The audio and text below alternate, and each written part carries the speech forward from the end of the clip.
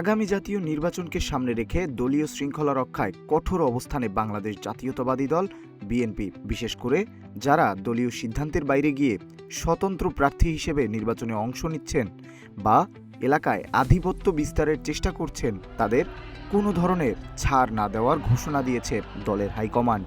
ইতোমধ্যেই 2 দফায় বহিষ্কার করা হয়েছে দলের গুরুত্বপূর্ণ 68 জন হেভিওয়েট নেতাকে। তৃণমূল থেকে কেন্দ্র সব পর্যায়ে ঐক্যের সুর ধরে রাখতে মরিয়া বিএনপি। দলের লক্ষ্য একটাই, সব নেতাকর্মীকে এক ছাতার নিচে এনে ত্রয়োদশ জাতীয় নির্বাচনে অংশ নেওয়া। কিন্তু এই যাত্রার গলার কাটা হয়ে দাঁড়িয়েছেন কিছু বিদ্রোহী ও আধিপত্যবাদী নেতা। দলটির হাইকমান্ড স্পষ্ট জানিয়ে দিয়েছে, শৃঙ্খলা ভঙ্গ করলেই নেমে আসবে বহিষ্কারের খড়গ। প্রতিবেদনে জানা যায়, গত 3 মাসে দেশের অন্তত 1.5 শতাধিক আসনে বিএনপির অভ্যন্তরীণ কোন্দল ও আধিপত্য বিস্তারকে কেন্দ্র করে কয়েকশো সংঘর্ষের ঘটনা ঘটেছে। এতে নিহত হয়েছেন বেশ কয়েকজন এবং আহত হয়েছেন 5 শতাধিক নেতাকর্মী।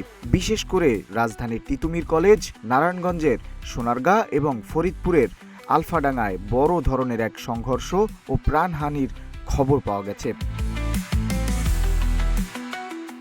দলের স্থায়ী কমিটির সদস্য নজরুল ইসলাম খান স্পষ্ট করে বলেছেন, বিএনপিতে আধিপত্য বিস্তারের কোনো জায়গা নেই। যারা এসব কাজে যুক্ত হবে তাদের বিরুদ্ধে কঠোর সাংগঠনিক ব্যবস্থা নেওয়া হবে। রাজনৈতিক বিশ্লেষকদের মতে, নির্বাচনের আগে অভ্যন্তরীণ দ্বন্দ্ব মেটাতে না পারলে রাজপথে ও ভোটের মাঠে সংকটে পড়তে পারে বিএনপি। ঢাকা বিশ্ববিদ্যালয়ের অপরাধ বিশেষজ্ঞ ডক্টর তৌহিদুল হক জানান, রাজনৈতিক দ্বন্দ্ব ও আধিপত্য নিয়ন্ত্রণ করতে না পারলে দলটি বড় ধরনের ঝুঁকির মুখে পড়তে পারে।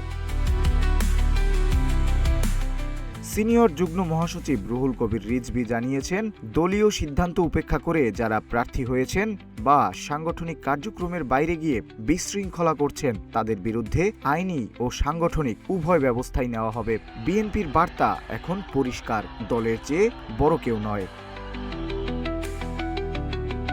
নিউজ ডেস্ক, রূপালী বাংলাদেশ।